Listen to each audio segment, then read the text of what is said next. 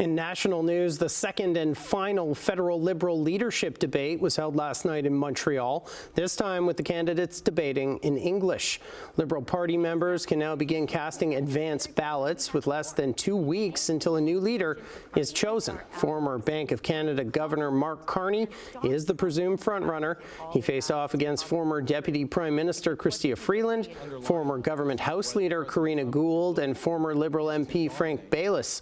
The candidates spoke much of Donald Trump and his threats, while also trying to distinguish themselves from Justin Trudeau. I'm proud of that legacy and that record, and I think all Liberals can be proud of that. Where I see a big difference is in making sure that we stay and I stay connected to the grassroots. I would say that I'm the candidate here that is the most distant from Mr. Trudeau. I was elected, it was over 6 years ago since I've been in the government.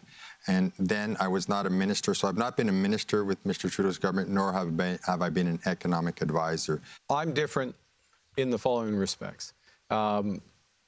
First, focus on the economy. Laser focus on the economy, and that means good jobs, people's wages growing faster. For me, this campaign has been a personal liberation, and I am my own person, and it is great. I personally do not believe in a style of leadership, which is a one-man band. In the previous The candidates also took aim at Pierre Poilievre at times, as the Conservatives are now focusing more of their attack ads on Mark Carney. Meantime, after 4 years of Conservative dominance, a new poll from market research firm Ipsos shows the federal Liberals have a 2-point lead over the party of Pierre Poilievre. The poll finding the Liberals have shot up by 26% over the last 6 weeks, while the Tories, NDP and Bloc are trending downward. Leger's latest survey says the Conservatives still have a 3-point lead over the Liberals, but shows the gap is narrowing.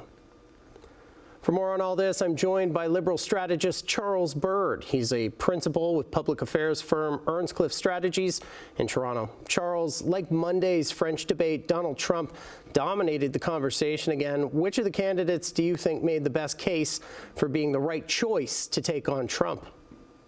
Well, it depends on your perspective, but you're absolutely right about Trump being the dominant factor. He was mentioned on 62 different occasions over the course of a 2-hour debate, as opposed to Pierre Poilievre being mentioned 16 times and Justin Trudeau being mentioned 5 times.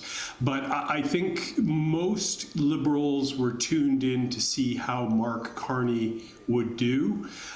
There is a great deal of interest in Mr. Carney. He is seen now as the prohibitive frontrunner, as someone who may very well have a lock on the Liberal leadership, which will be decided a week from this Sunday on March 9th. And it appears Mr. Carney did do what he needed to do, which was present himself as someone with a plan to deal with Trump, to deal with the very real threat of the imposition of tariffs on Canadian exports to the United States.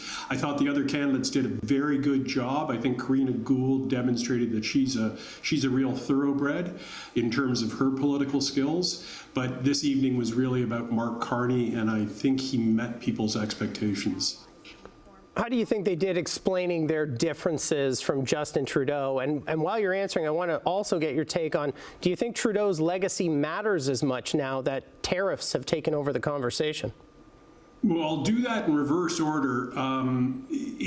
Trudeau's legacy does continue to matter, but far less, given the existential threat posed by Donald Trump and the potential imposition of tariffs. Very interesting last question put to the candidates last night during the English language debate, which is, how would you differentiate yourself from Justin Trudeau? Ms. Gould really didn't answer the question, which was a bit surprising, because you'd think there'd be 1 or 2 policy areas where she'd feel a notable difference in terms of her approach to that of the current Prime Minister. Ms. Freeland obviously had her hands tied somewhat by having been Prime Minister Trudeau's Minister of Foreign Affairs and then his Minister of Finance for so many years. Mr. Baylis, who actually looked like he belonged up there, notwithstanding the fact that he's really the long shot in this race. He did a very credible job, I thought. He made the case that he was the most distant from Mr. Trudeau. Mr. Carney, though, really had a list of about 6 different items, largely rooted in his strong economic focus, which he described as laser-like, putting money back into people's pockets, lowering taxes for the middle class, building productivity. It really was a very substantive debate, surprisingly so. Some people called it granular, given the amount of detail that was there. It was much more engaging than the French debate on Monday night, largely because this was obviously the mother tongue for the 4 candidates on stage. All right, so a very fulsome debate, but at the end of the day, do you think it and the French debate have moved the dial in any direction in this race, or should we all continue to believe that Mark Carney is the front runner?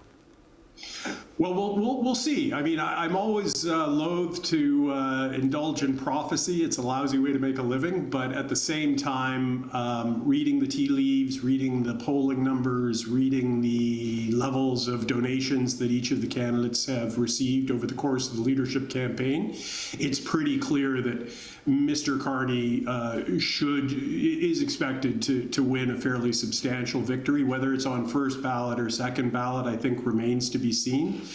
Last night's debate really was for Liberals. There's the knowledge that a lot of Canadians would have tuned in out of interest, and also given that these are very interesting times, like the old curse, may you live in interesting times, especially again with the potential imposition of tariffs. But this was a Liberal audience primarily, and so from that perspective, I don't think Mr. Carney did anything that would cause an upheaval in the race. There's a number of people wondering aloud if Ms. Gould could pass Ms. Freeland for second place. I think that remains to be seen. As good as Karina was, there was a feeling of sort of the difference in experience between her and the experience that both Ms. Freeland and Mr. Carney have, especially at such troubling times as this. That's Liberal strategist Charles Bird. Charles, thanks for joining us as always. Delighted. Thank you.